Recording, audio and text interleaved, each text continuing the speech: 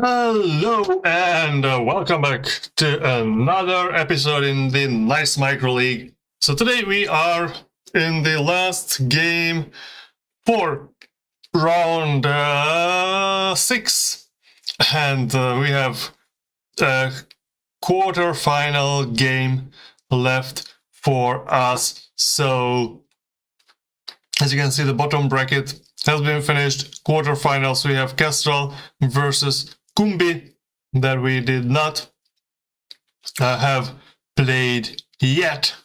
So this is what we are going to take a look at. Khestral, one of the highest ranked based on the Nice Micro rankings, I guess, 1241 points, and Kumbi with 1087. So this number is a bit lower here because I think Kumbi has a little more, how should I say it, like a variable, like a higher uncertainty in his play. Sometimes he loses unexpectedly, I guess, but like I would like, probably his consistency in general is not as good as for Khestral, but that did not stop him to get into the best 4 in multiple Nice Micro Leauges. So he usually gets his game to the highest level by the time where it starts to matter a lot, like in this, well, I guess it's technically a single elimination type of tournament, because whoever loses here cannot get into the top 4 anymore, and whoever wins gets into the top 4. We just don't eliminate people this time, but have all the placement matches coming up. But let's not waste any more of our time. Say hi in the chat. I almost said say chat in the hi. If you are watching this live, don't forget to press the like button, and we are going to go into Aztec, which is a Zerg favored map based on Nice Micro Leauge history. 6 times Zerg and 2 times Terran won in this setup, Zerg versus Terran. Khestral has like equal 1-1, like 13-13 record in the previous seasons versus Terran.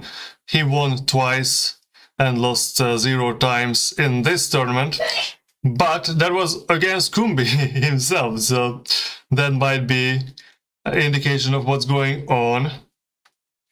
And similarly for Kumbi versus Zerg, 12 victories and 11 losses in the previous seasons, and 2-2 this time. So we'll see how it goes. So Aztec is going to be our first map here, and as a 3-player map in this case, generally I think the Zerg aims to take the other main and the other natural, while the Terran tries to be, I guess, as cost effective as can, and try to win the game before Hive Tech. That is generally how things go in modern ZVT, I guess, but we'll see how much will this game conform to those kind of expectations. So let's get straight into our first match here, and let me find the correct button to press, and let's go.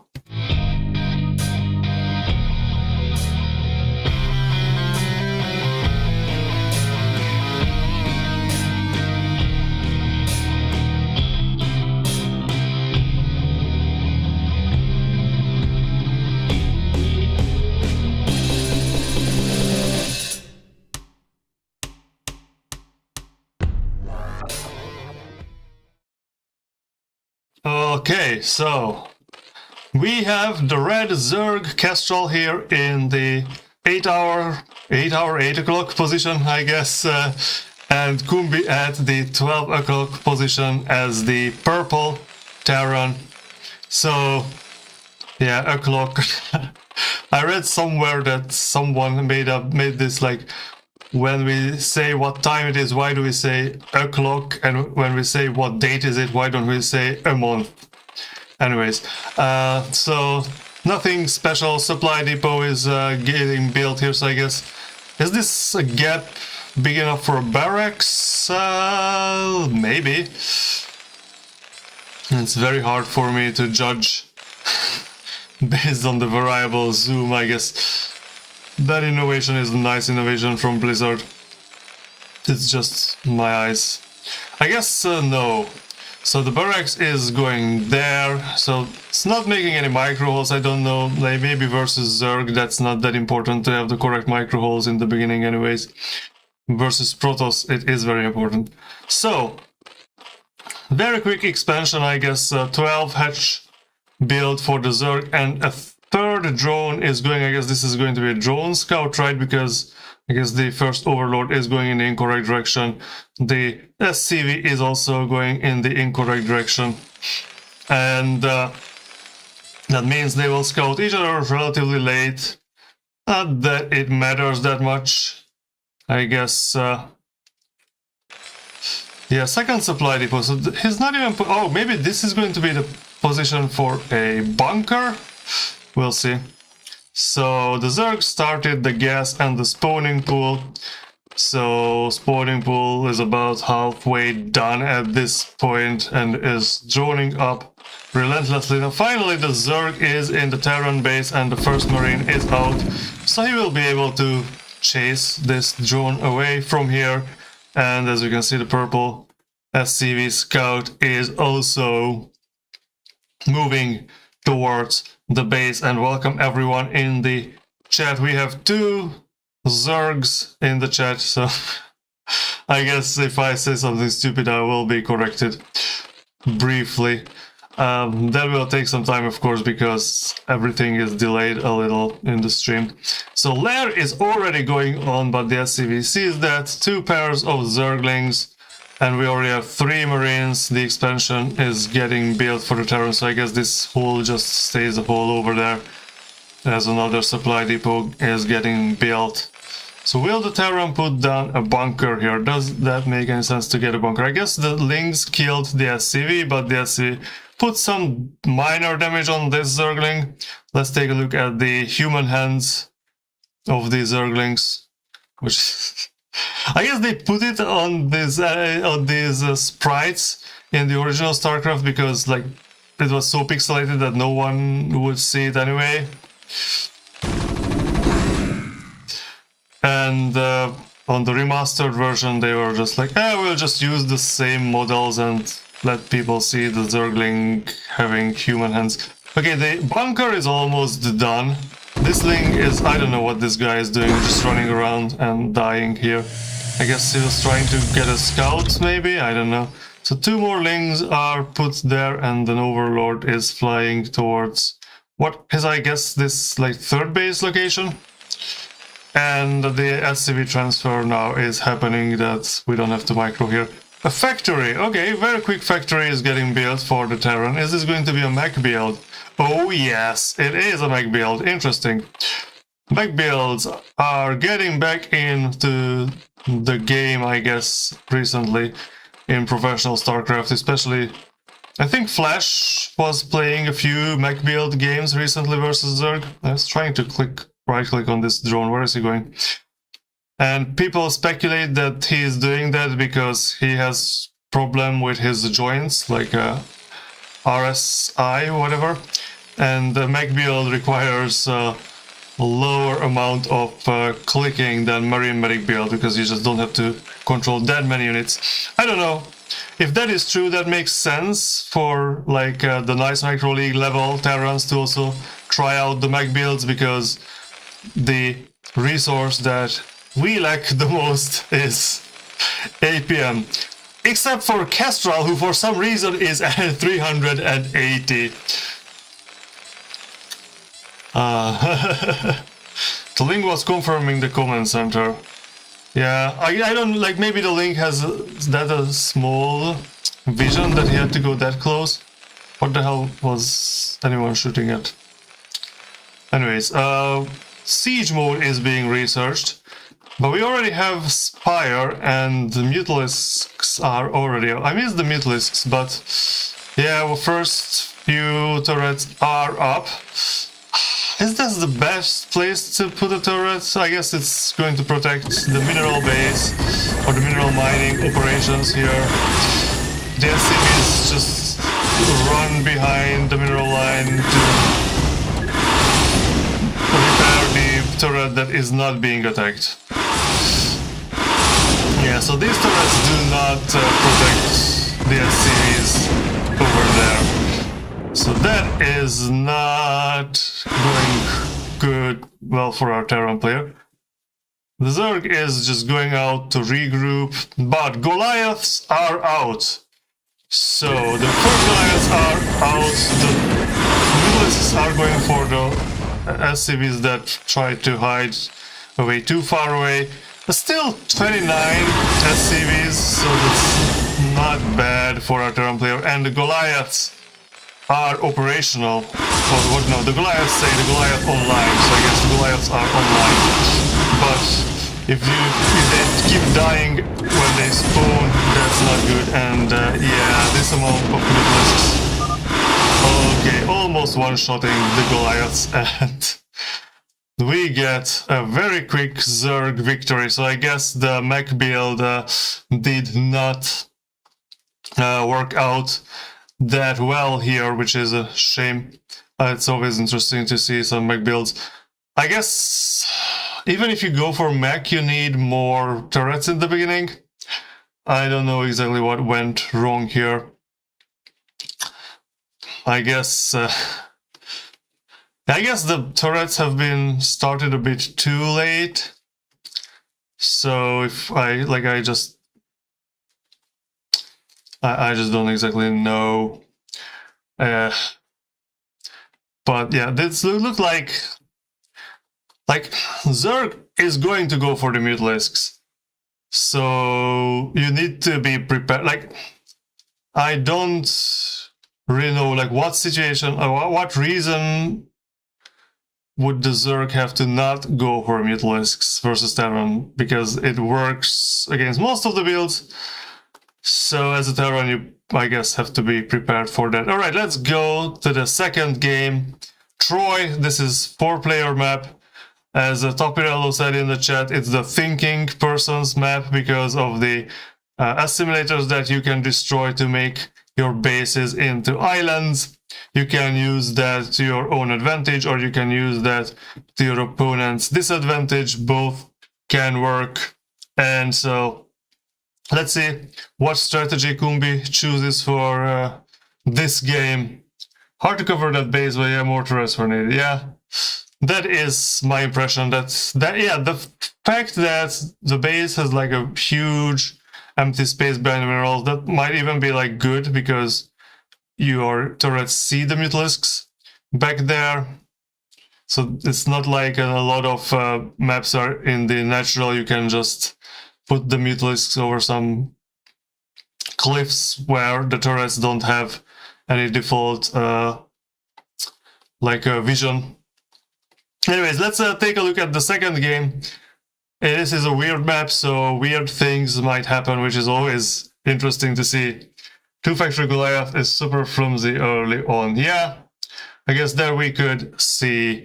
Once you have like 7 Mutalisks, you can see like the Mutalisks were almost like one-shotting the Goliaths as they spawned out of the factory. So you either have to put the factory in a position, I guess, where the turrets can cover them at the same time as the mirrors, but then you will have a very cramped base. So yeah, I don't know. Anyways, thank you for the updates in the chat, and maybe I should have asked someone to join me for the broadcast, but it's been quite hectic recently for like scheduling this stuff, and I got the replays a bit late also, so anyways, I did not prepare. Alright, let's get into the second game, Troy, and let's see, Khestral versus Kumbi. Will Kumbi take a game and equalize the score? Well, we'll find out very soon.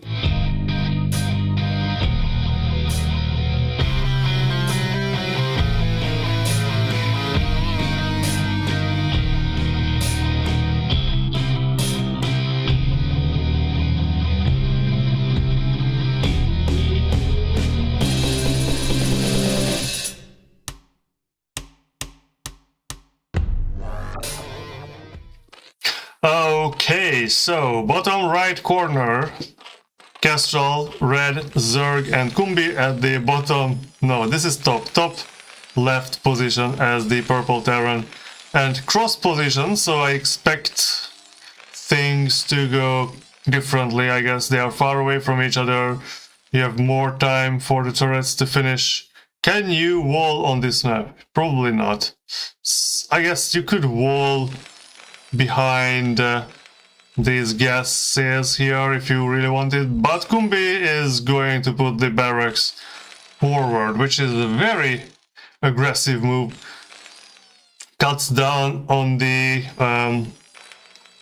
rush distance quite a bit, and the timing might be a bit sharper, but it is cross position, so maybe this will just like cut down the...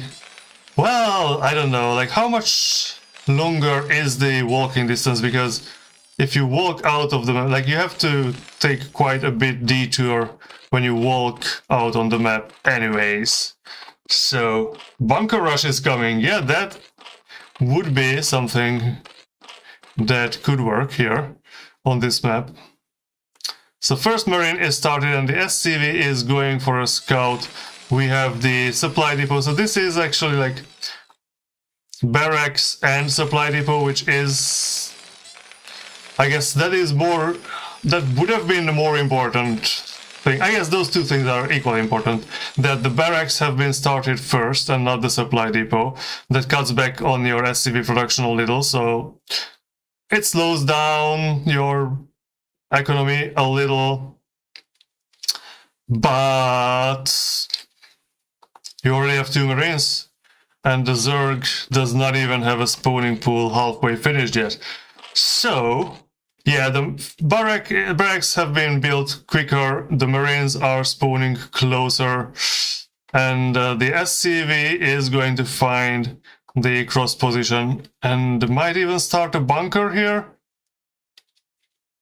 I guess this hatchery is quite ahead in progression, so he could guess how is the spawning pool doing, but he is going in and checking. I don't think he saw the spawning pool. The Marines did not start to move out just yet, and I guess this drone is out to help fight. Oh, more drones are coming, but they are just mining. Okay, creep colony has been started, which the SCV is trying to reduce in health. Second creep colony is starting, so there is no bunker. Okay, the sunken is morphing already, and now we have zerglings. I guess the question is this good, and how good is this without a bunker? Because now the sunken is done. Oh, the sunken does not have much health, but also there are no more Marines left, so... And the second sunken is finished. So I don't think this rush worked out well. I guess the Zerg was forced to build 2 Sunkens quite early, so the economy is kind of bad. We don't have many Zerglings. There's only 1 pair of Lings and a Sunken. So even though it's held, and Zerg is spending more drones, and Marines should have moved much earlier. That is probably true. Now these 2 Zerglings are going to take revenge, but will this work out or not? Well, I guess there is a single Marine here, 2 Marines on the ramp, so... yeah, that 1 Marine shouldn't have died if the control was perfect, but like who controls anything perfectly? Now we will have 1 Zergling get a scout of the base. It's not many, that's like, it's not that interesting what's going on here. It's quite typical with the academy being built. Wow, these Marines take a lot of shots to kill a Zergling. Yeah, now the Zerg is joining up though. And going for the lair. So 5 Marines, and we have the academy, so medics will be able to be produced. There's also gas available for that. Is there going to be a factory? Okay, so factory. Is there going to be an expansion? More static D. So Khestral is not joking. He's basically on like 2 Lings and 3 Sunken colonies. So he is all in on the static defense before the Mutalisks. I don't know if that is a wise thing to do. There are a lot of Marines already, but yeah, these Marines will not be able to like kill this base. But what can the Zerg do to really threaten the Marine? Well, nothing before Mutas. We have steam being researched. There is still no engineering bay, but the spire is only just like 1/4 done. It will take some time to finish, and the engineering bay is very quick to make. Oh no, Starport. Kumbi does not want to play standard today. Supply depot. So there is no engineering bay being made. Is this going to be a Valkyrie rush? Can you get a single Valkyrie and use it with the Marine Medic to like destroy the Mutalisks? I guess that could work, but then you need the armory. You need an armory. Counter to 2 Rex Academy on 1 base is 3 Sunkens, but time to delay them. Ah, okay. So I guess that having the 3 Sunks is kind of standard. 4 is definitely an overkill. My feeling was not that he was putting down those Sunkens for counter. I felt like it was more like an overkill, but he's on high ground, yeah. So 3 Mutalisks, no, 6 Mutalisks because there are 3 here getting made also, but the Marines are moving out. Where will they go? Do we don't. Okay, the engine bay is a bit late. Will we have raids? The Mutalisks are already done, so now you need to, like, this is the time you need to start the cannons. Not cannons. The other thing, the turrets. But yeah, you don't need to start the turrets if the Mutalisks are not coming, and I guess this is good to delay these Mutalisks here as long as... yeah, Kumbi started the missile turrets and the dropship. That's smart. That is smart. If he can... like, he can... like... nullify the effect of these sunken colonies if he drops the Marines inside the base. Okay, so these 2 Zerglings, the whole ground force of Khestral. 1 Muta is dead, but a lot of Marines are also dead. So we have 7 Mutalisks. Okay, this dropship needs to, like, not fly into the Mutalisks. Oh no, the Mutalisks see the dropship! Oh no! Only a single Marine gets out of the dropship. That was painful. Very unfortunate. on Kumbi's side. Like I don't know, like putting the dropships, or flying the dropship right where the battle was against the Mutalisks.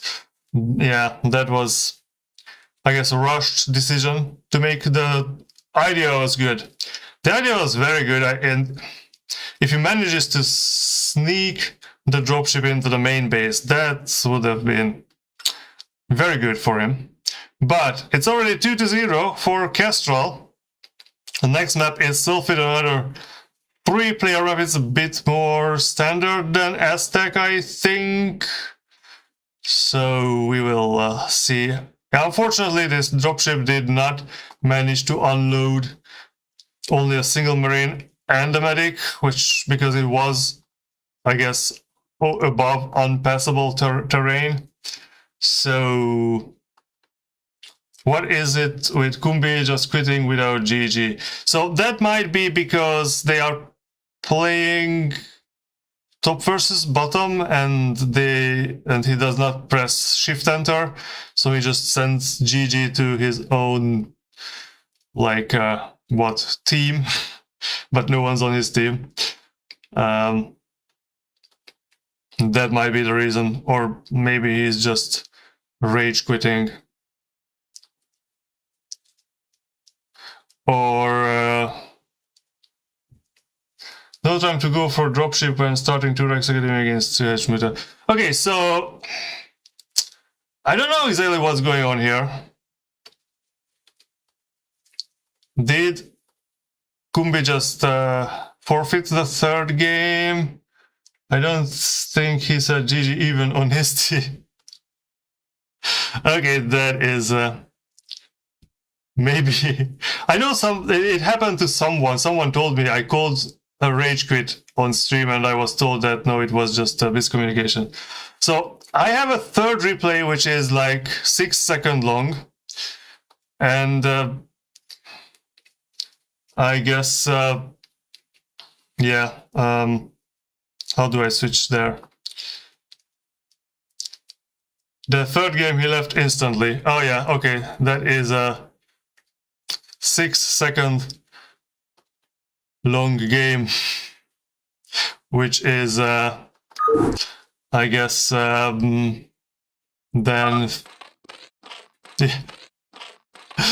thanks for watching, I guess.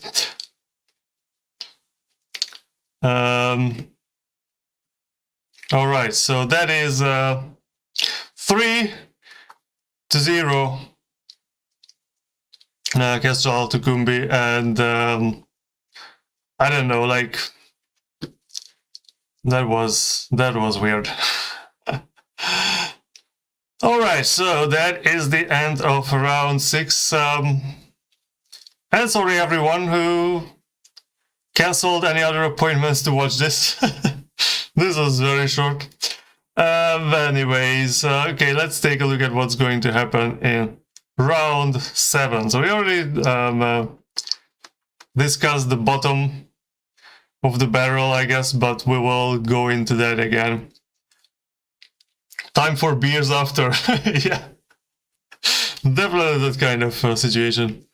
All right, so I mean, it is possible someone does not have like the time to play the games. You can like forfeit your games without like actually spending 20 minutes to play 2 short games and forfeit a third one.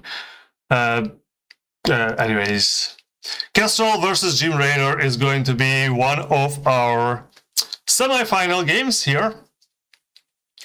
So, because they banned different maps, Aztec will be played twice. I don't know why people voted in Aztec as a map for the Nice Micro Leauge, but anyways.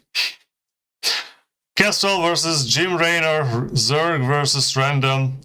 This is going to be best of 7, so 4 victories will be needed, I guess, to proceed to the finals. Aztec Troy 76, Sylphid Butter Retro, and if needed, Aztec will come back as the last game.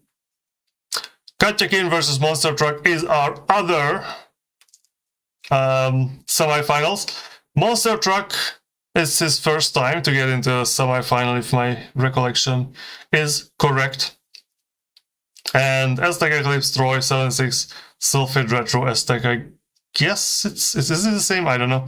But we have Troy and 76, both of the weird maps are in the pool, so 4 victories are needed here. Also, let's see if Monster Truck can get into the finals even this time.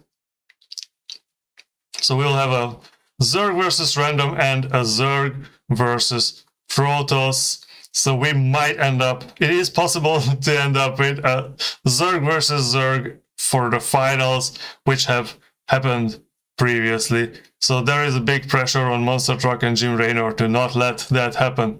Alright, the other games will be Kumbi versus Hasta La Vista, Terran versus Protoss. These are best of 5s, so only up to 3 victories for the placement matches. Jade, Aztec Eclipse, Troy, and 76. Terran versus Protoss games, and another Terran versus Protoss. Mate versus Zorro. Also best of 5. Okay, so these guys will play to get into... The winners will get into the placement matches for places 5, 6. And the losers will go for 7, 8. And then Topirello is already going to the game for places 9 and 10. Nice Micro versus Geras, Protoss versus Zerg, another best of 5. The winner goes to play versus Topirello. The loser gets to be placed as number 11, I guess. Yes, number 11.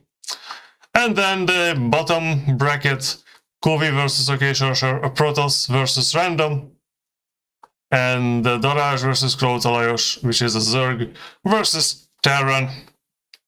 These guys are playing for the last 4 places, and the winners will go for places 12 and 13. The losers will play for 14 and 15 places. So, yeah, this was quick, and, well, I guess we have some streams that last 3 hours, and we have some that last 30 minutes. This is what it is. StarCraft is not a game like football, where you have a fixed amount of time and you play that time. Anyways. So, next round is coming up whenever I start getting replays, which is probably, like next week, we'll probably won't have replays yet, but you never know, maybe some people will play them quickly, I don't know, and I will announce everything and you will find the links on the YouTube channel, and you can subscribe to see them as soon as I put them out, I guess. Alright, thanks everyone for coming, and have a good day. Bye.